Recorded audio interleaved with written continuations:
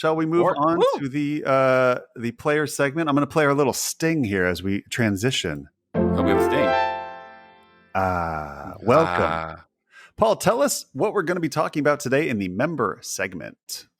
Well, today I decided, I was thinking about, what we should talk about. And I basically listened again to the Black Angel episode with you and Alfred. And it was about sniveling. And I go like, oh, well, that fits in my broader scope of player manipulation. So I thought it might be interesting to have a bit of a discussion about how we as board gamers wind up influencing and, for all of it, manipulating each other in order to get our win or our purposes. I love it. How does that sound to you, Matt? That sounds beautiful. What if I was like, let's come up with something else? Yeah, exactly. Can you remind the listeners who may have not heard that episode what the Sniveler is? Yes, the Sniveler is a character in a beautiful board game called Cosmic Encounters. And the Sniveler, Cosmic Encounters, is an asymmetric game. And basically all you really need to know is every race has a power. And the Sniveler is the one who basically says, if you're this person and you're behind in anything, you can whine about it. And everyone either has to give you the thing that you want, or they have to reduce what they have in order to make it fair, quote, fair to you. And right. So it's, it sounds like it's awful because it is awful. but it's, as if you go back to the episode, it happens in all games, game groups particularly. Ultimately, we are not robots. We are not AIs. We're playing against people, and the interaction is part of the gameplay. It's actually, in board gaming, it's part of the strategy, whether you choose to accept it or not. The way I say it is you're always influencing other people by your behavior. Body language, sighing, all of it. And you can choose to either be in control of it or not. And you can choose to either be controlled by it in others or not. And so I thought hey, let's have a little discussion about it, because it interests me. So the way I would define manipulation in board gaming is basically manipulation is any action or behaviors that you take that wouldn't affect an AI. Sure. Right. So basically, if you're playing against a robot, you're playing a chess computer, it doesn't matter your body language, it doesn't matter your pleading, it's just going to move. It's going to do its engine calculus and say, this is my best move, boom, I'm done. And humans are not quite that way. And for our purposes, I kind of broke it up into three main schools of manipulation, and not to be confused with wizarding schools or something like that. and there's overlap. First. That's right. And there's overlap, but I would say there is the snivel, there is the threatening, and then there is the negotiation. And the sniveling, the subtext of sniveling is if you do this, you're going to hurt me. and so that, puts a burden on the person moving. The threatener goes if you do this, I'll hurt you. Yeah. There will be ramifications for this. Exactly. And the negotiator or the negotiation is if you do this, you could do this. You'll gain. There's so one appeals to your sense of compassion, the other appeals to your sense of fear, and what I want to talk about, the negotiation, appeals to your sense of gain, or as I like to call, greed. Ooh. This is not a new territory. I mean, I as I was coming up with this, I go I wonder if anyone's talked about this in board games, and it turns out shut up and sit down, shut up. Right, 19. You got it. There was a panel about this, and it was called Mind Games, and it's a very great panel. And so, if you should listen to it if you're interested in it. But and there are a lot of ways to influence people. Like Tom will call this soft skills. He loves using the word, "Oh, my soft skills are blah blah blah." Yeah. Why do you give him a Southern accent there? I don't know. I know it's just the way that because like the South, I that's right. I feel the South might have like a bunch of soft skills requirement, but I like for me, like you have this idea of here's what you want someone to do, and the way that you deliver this information may impact or can impact like whether they choose to do it or not. Yeah. Right. I mean, so basically, you can control how the message is given and it's and if it's geared in the right way, you could get people to do things that are really against their own interests in the board game. And it's not necessarily just a matter of like, oh, I'm a better board gamer. It's just that like we're the same board level of tactician or strategician or Stratistician. Okay, sure, that's a good word. But like the pouring of the poison or butter in the ear like really can affect I just feel like so what I've come up with and you stop me if like this should not be new to people. Yeah. Like you, I think this on some level. Like everyone knows is dealing with humans on some level. But it's just maybe you haven't thought about it in this particular way. And do you think everybody picks one of these three, or do you think that this is a toolkit that most people use depending on the situation? Like for your school of manipulation, I feel like it's a portfolio. Like some people like Tom would heavily lean towards negotiation. He is going to really like lend himself to this idea of like, oh, hey, if you do this, you're gonna gain. I'm gonna win, but you're gonna gain.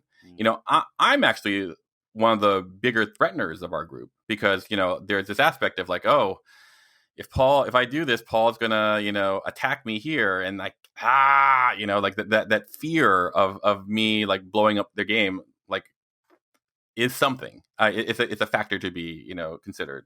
Right. And and we've talked about sniveling. There are like a lot of people have strong snivel games in our group. Like we're a good bunch of snivellers. but we don't shame it either, and it's not mean. It's like it's a totally valid form of the game. It's a mechanic in every game. Yeah, whether it's in the rules or not.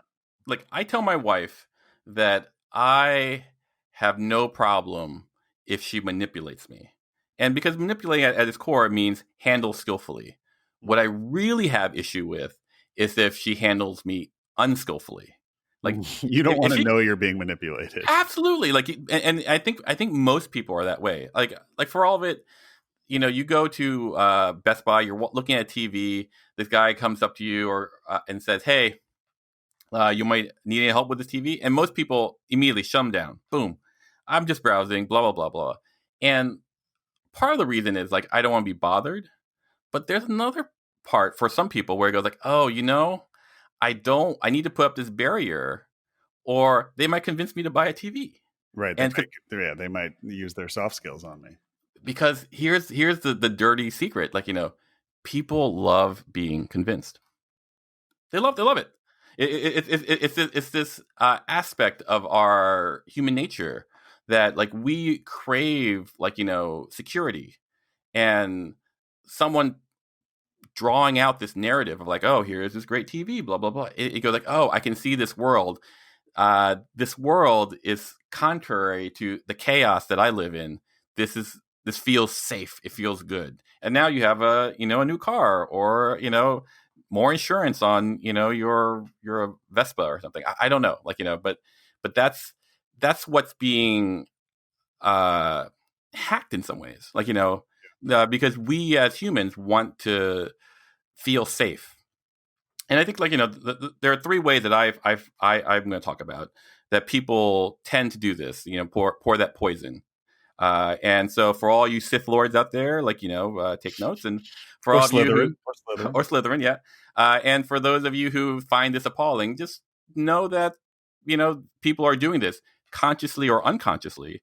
And we only recommend this in a safe space with people that you love. I would also say, like, people are doing this to you full already. Consent. Well, sure, but if you're going to do it, mask off. Right.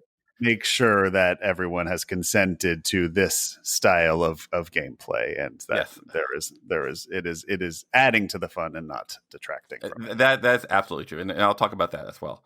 But like the three things, and these are very simple sounding, is sound authoritative, sound trustworthy, and build consensus. Like these three things, they go like, oh, well, that sounds stupid, Paul. Like, you would be surprised.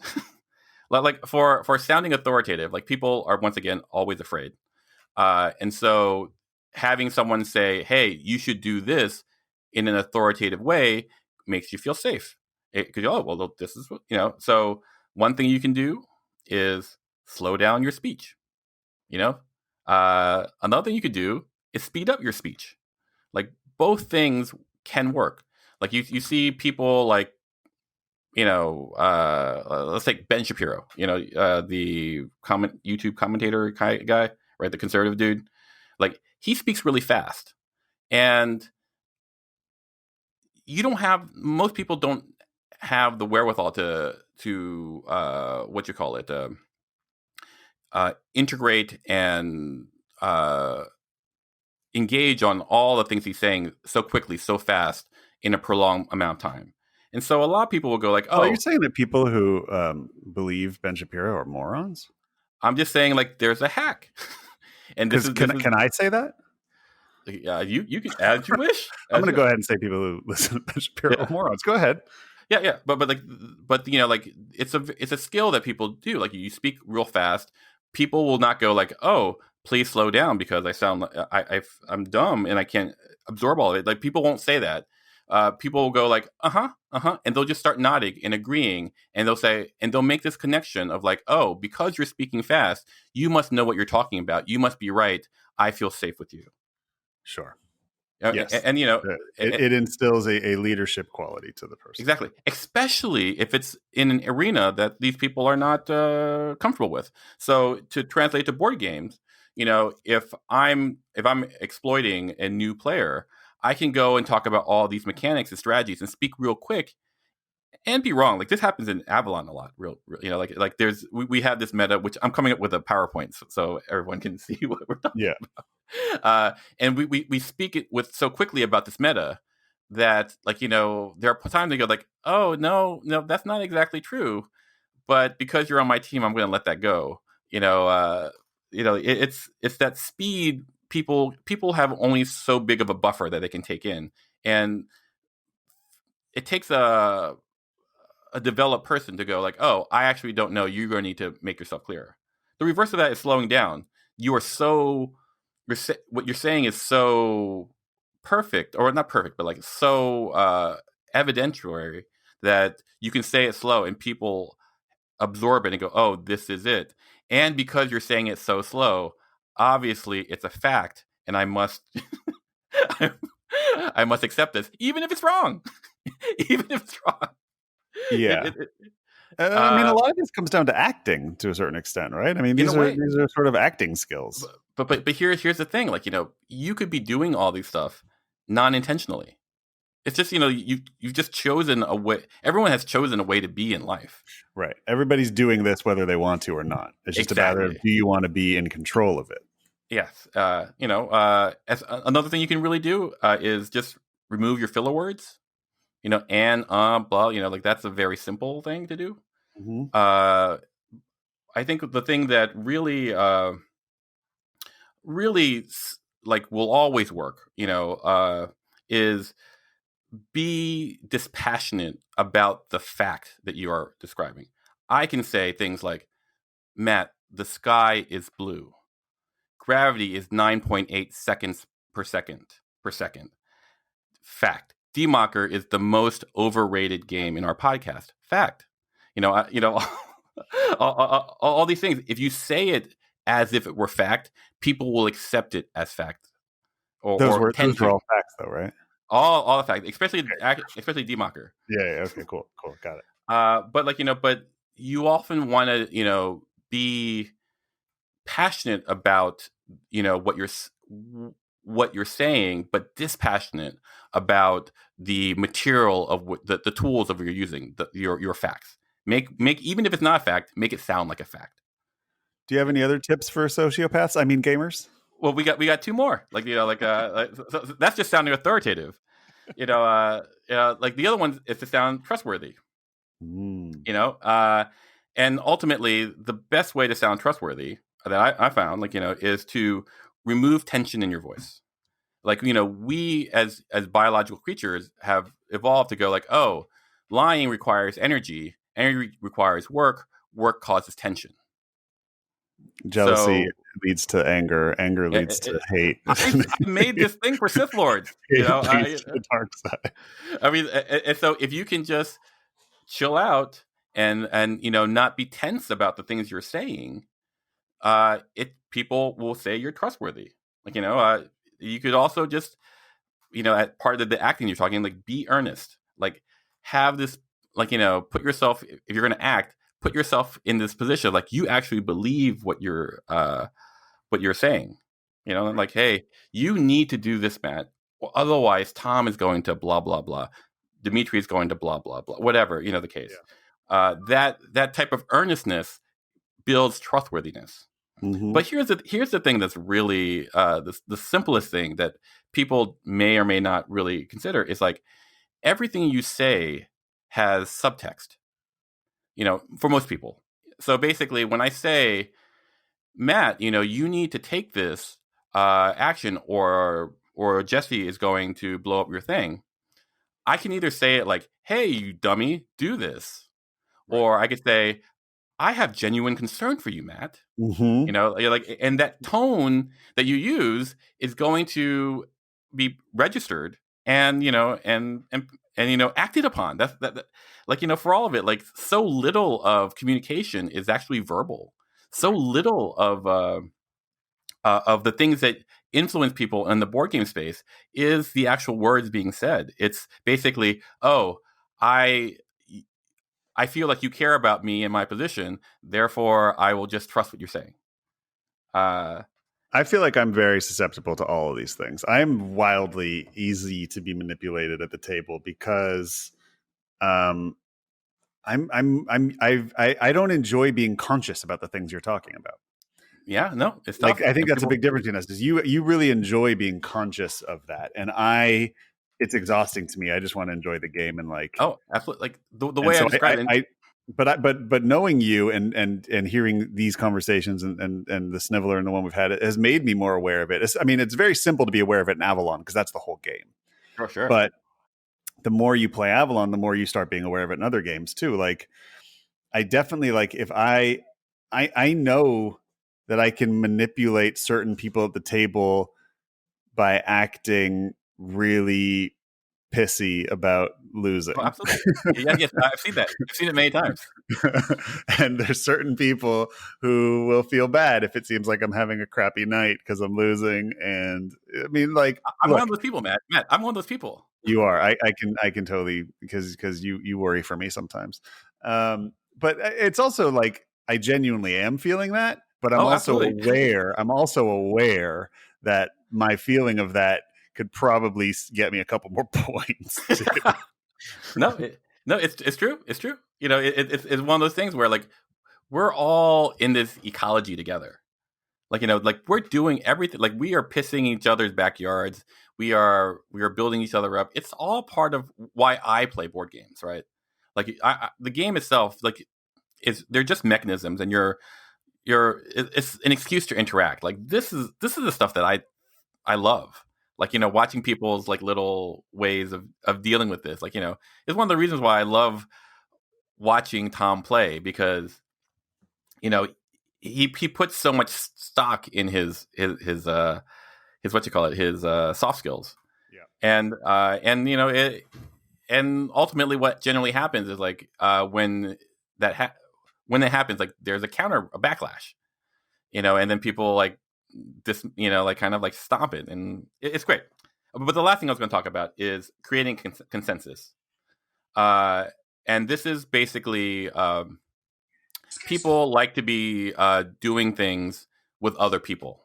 Like, like the example oftentimes is like, if you're in line and the first 5 people for coffee, and the first 5 people have put $1 tip in the tip jar, you're more inclined to put $1 tip in the tip jar, because this is what everyone's doing. Like, people have this fear of banishment, of being ostracized. Right, it's tribalism.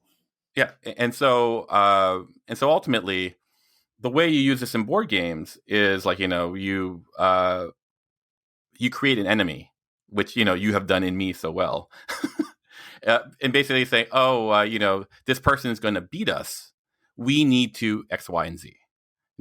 Put that narrative out there, and what happens is like people are more inclined to go like, oh, I gotta listen to them because we gotta fight against Elder's winning. We gotta band against this person, despite the fact that and this used to be a very common tactic in our game group by one specific person. It's basically they'd be in second place by design and then advocate attacking the person in front. Right. And so people I have no choice. I have to get the person in front or they're going to win. That makes logical sense. And then the person in second place wins. Right. Not realizing that this whole time, this whole culture of like, oh, I'm always going to put myself in second and get these people to take out first so I can win. Right. I mean, so that, which is your favorite way to play? This is untrue. This is untrue. Although I do have a Marco Polo example that we played yesterday. That tell me. You played the original Marco Polo, not the on VGA. And so some context. It was me, Alfred, Trey, David Gilson. Okay. David is new to Marco Polo on BGA, so he's probably the least experienced.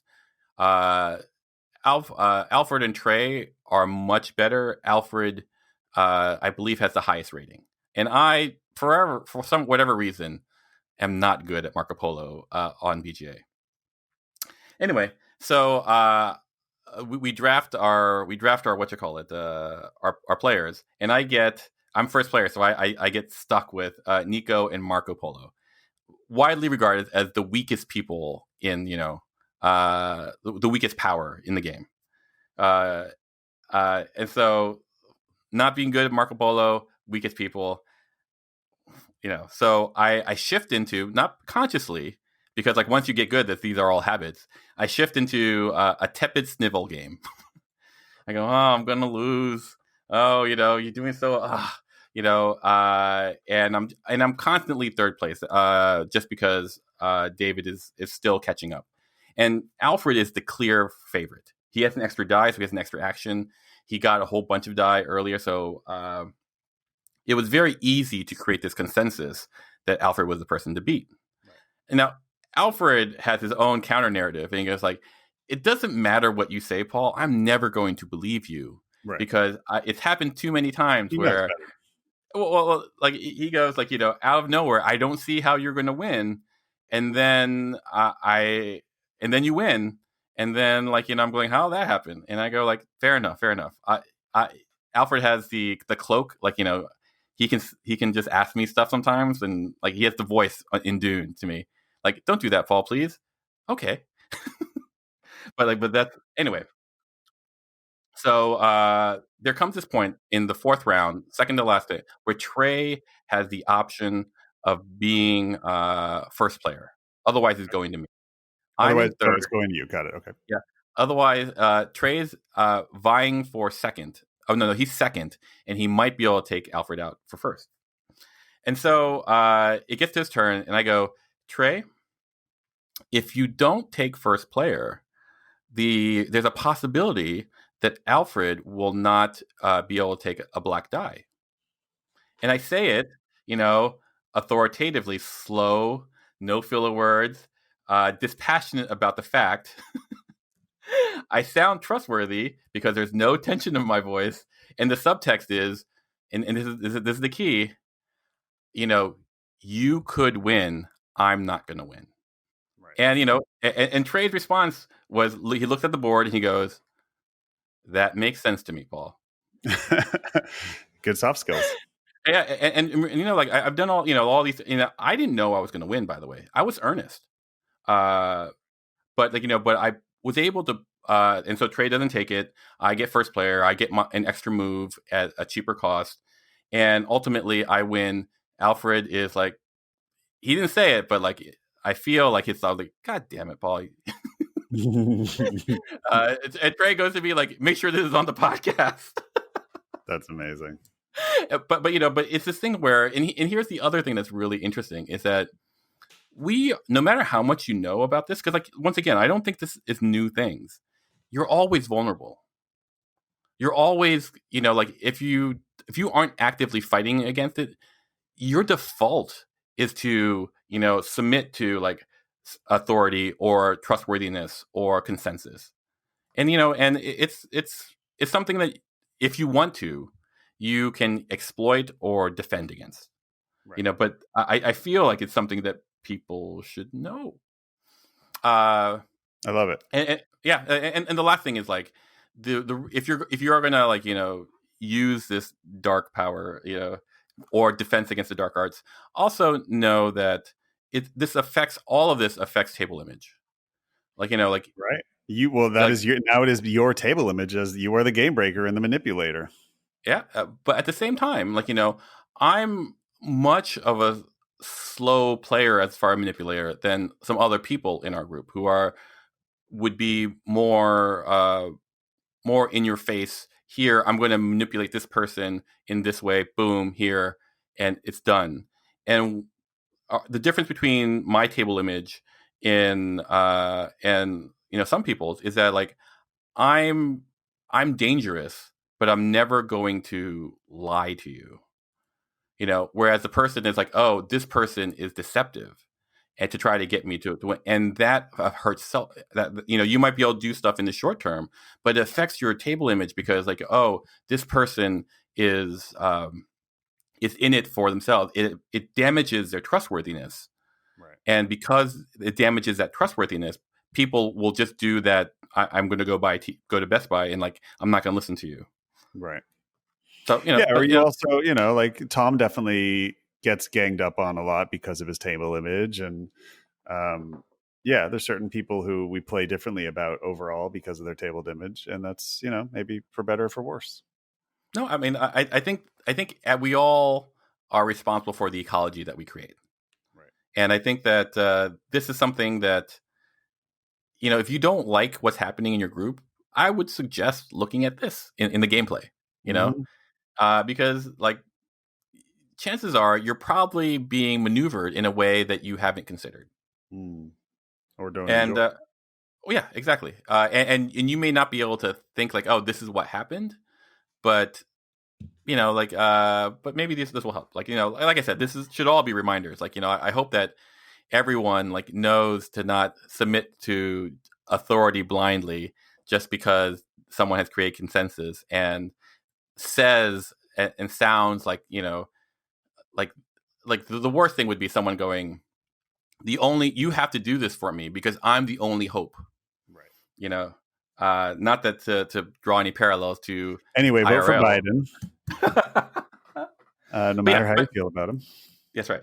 Anyway, but that's my segment. Like I sorry if I ran long. I mean, it just seemed. No, I love it. I love it. This is Paul distilled down to his crystalline form.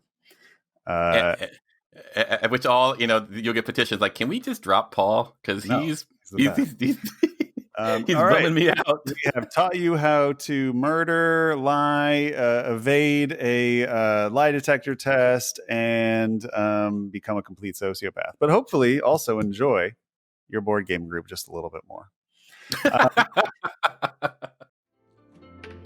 Hey, if you enjoyed that video, you very well might enjoy the other videos you now see being suggested to you on screen. Also, we'd greatly appreciate it if you could like, share, or subscribe to our Game Brain channel. Thanks so much.